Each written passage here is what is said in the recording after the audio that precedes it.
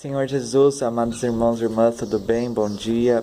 Hoje eu vou dizer o que é pecado, a porta larga, a porta estreita, alguns exemplos do pecado e o que o pecado faz conosco. Eu vou trazer uma passagem para vocês agora, que está lá em João, capítulo 3, versículo de número 18. Quem crer nele não é condenado, mas quem não crer já está condenado, porquanto não crer no nome do unigênito Filho de Deus. E a condenação é esta, que a luz veio ao mundo, e os homens amaram mais as trevas do que a luz, porque as suas obras eram más. Porque todo aquele que faz o mal aborrece a luz, e não vem para a luz, para que as suas obras não sejam reprovadas. Aqui mostra Jesus ensinando Nicodemos acerca do novo nascimento. E aqui mostra a condenação que Jesus está falando se a gente não crer, se a gente não se arrepender, se a gente não se voltar para Ele. Desde antes, aqui diz: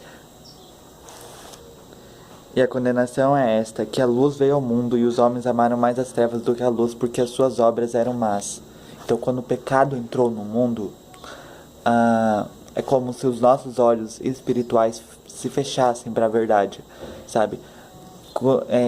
Estarmos em trevas. Por quê? Porque os homens amaram mais as trevas do que a luz, porque as suas obras eram más. Então Jesus veio para destruir as obras do inimigo, para tirar o pecado do mundo, para que a gente pudéssemos ter acesso ao Pai, o arrependimento, a salvação, o perdão dos pecados e futuramente a vida eterna que Ele nos prometeu. O pecado, vou iniciar agora. O pecado é iniquidade, é a quebra da lei. Eu vou citar um exemplo aqui, que está lá em Gênesis, abram lá em Gênesis, capítulo de número 2, versículo de número 16 e 17, diz assim: ordenou o Senhor Deus ao homem, dizendo: de toda árvore do jardim comerás livremente, mas da árvore da ciência do bem e do mal, dela não comerás, porque no dia em que dela comeres, certamente morrerás. Deus criou o homem e colocou o homem no jardim. Então Deus fez de toda a árvore do jardim boa, agradável, árvore boa e agradável, árvore da vida e árvore da ciência. E Deus disse para Adão, o homem, não comer daquela árvore, porque certamente Deus já sabia que ia acontecer alguma coisa. Então não funcionamos sem o Criador. É como se a gente fosse um bebê. Vou dar um exemplo. Um bebê. Quando a gente não olha uma criança assim, a gente se descuida de um segundo, é um perigo. Então é como se fosse conosco. Se a gente não escuta o que o Senhor tem a nos dizer, certamente algo vai dar errado. Como aconteceu aqui no capítulo de 3, depois que Deus criou a mulher. Ora, a serpente era mais astuta que todas as limarias do campo que o Senhor Deus tinha feito.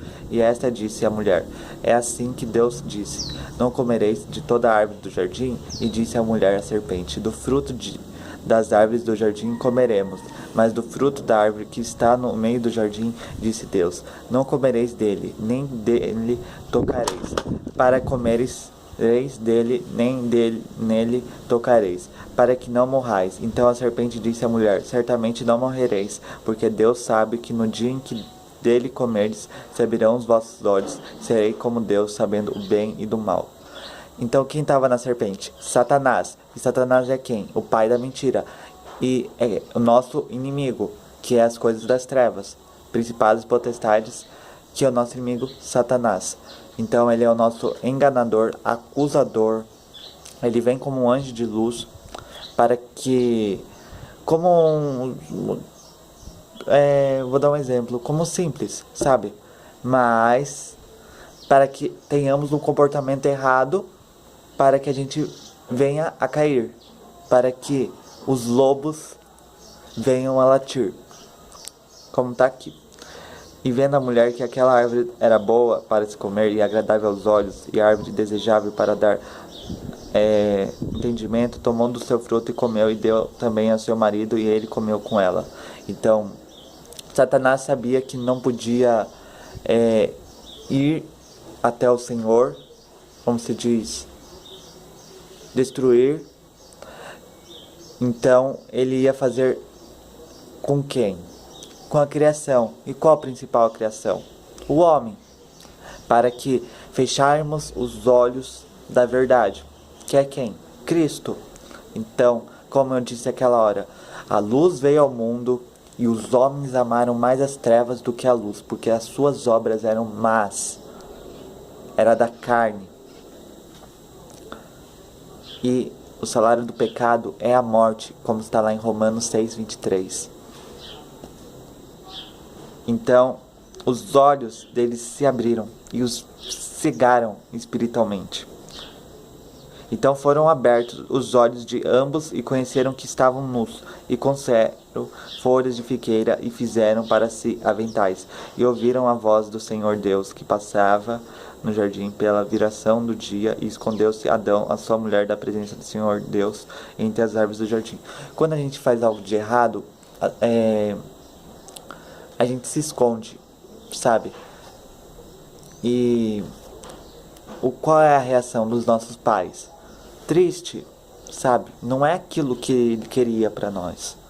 Da mesma forma que o Senhor não quer isso para nós, sabe que é errado, sabe que isso vai levar a alguma consequência, que é a morte, a condenação eterna, o inferno. Então, desde o início da criação, ele disse para Adão: e ordenou o Senhor Deus ao homem, dizendo: de toda a árvore do jardim comerás livremente, mas da árvore da ciência do bem e do mal, dela não comereis, porque no dia em que dela comeres, certamente morrerás. Então o Senhor sabe o que é melhor para nós. Não sabemos de nada, Ele que sabe. É tudo sobre Ele, não sobre nós. Então, se um descuido que a gente dá e a gente passa a ouvir a pessoa errada, que é Satanás, e esquecemos de ouvir a pessoa certa, que é o Senhor, certamente vamos dar brecha, sabe? A gente vai cair, a gente vai, como o mar, a gente vai acabar afundando na maré. Então, que a gente possa ouvir a pessoa certa, que é o Senhor. Eu vou abrir lá em Mateus agora. O que aconteceu? Que depois que pecaram, o pecado entrou no mundo. E qual que veio? A morte espiritual, porque não fomos criados para morrer, fomos criados para ser santos, como Deus é santo, e para que venhamos de boas obras, somos a criação de Deus, para que tenhamos uma comunhão com o Pai. É para isso que fomos criados, para termos uma comunhão com o nosso Pai. O Pai diz e o Filho obedece. Como aconteceu? Mas se a gente descuida, a gente passa a não ouvir o Senhor, certamente a gente fica mais distante.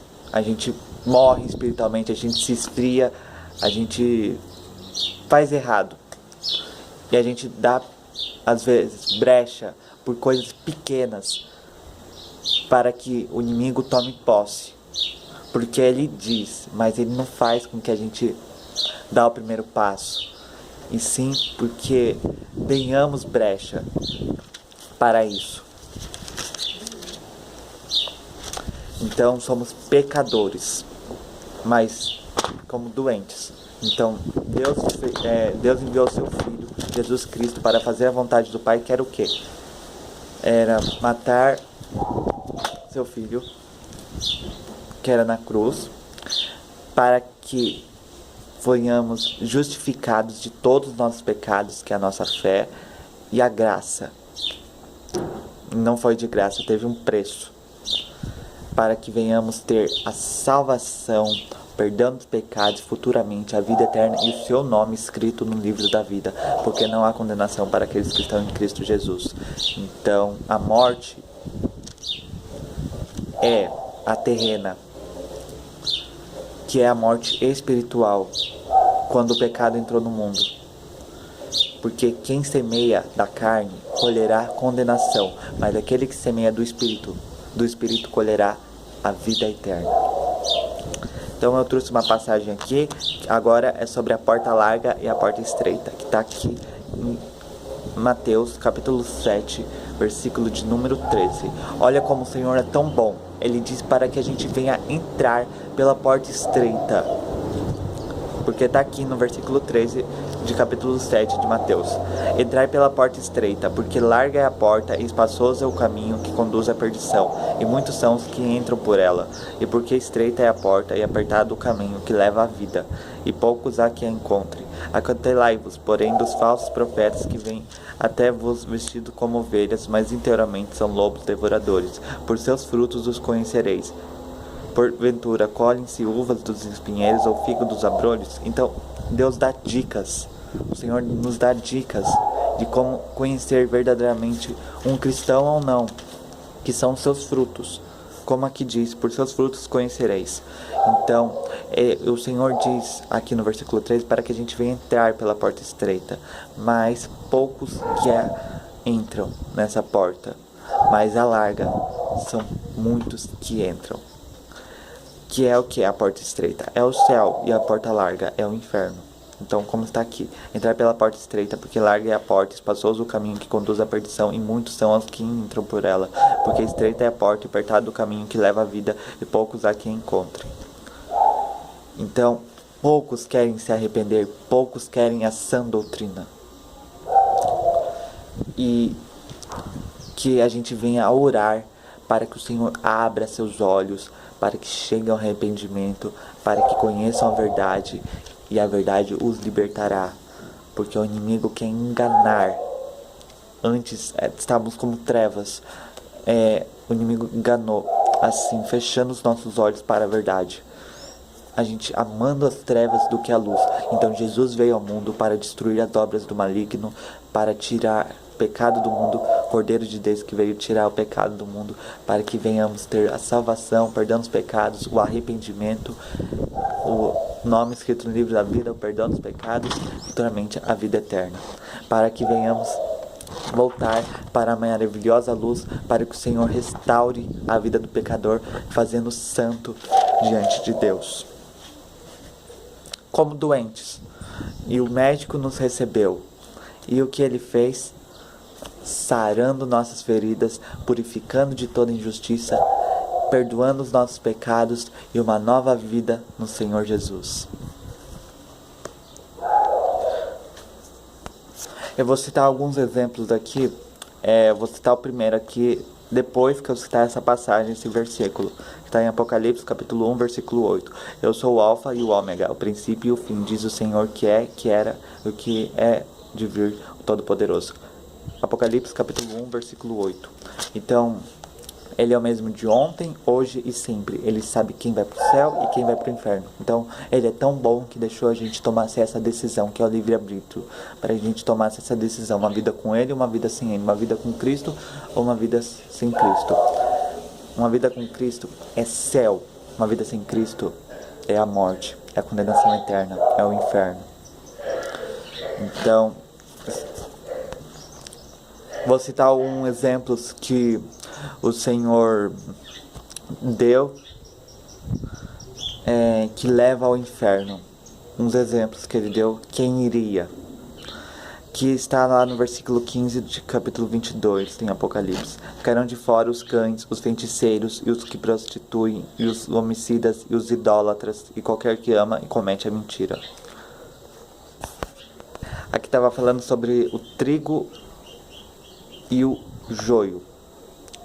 O trigo são os filhos do reino, o joio são os filhos do maligno, que está aqui em Mateus, capítulo de número 13, versículo de número 36 adiante. Então, tendo despedido a multidão, foi Jesus para casa, e chegando ao pé dele, os seus discípulos, dizendo: explica-nos a parábola do joio e do campo.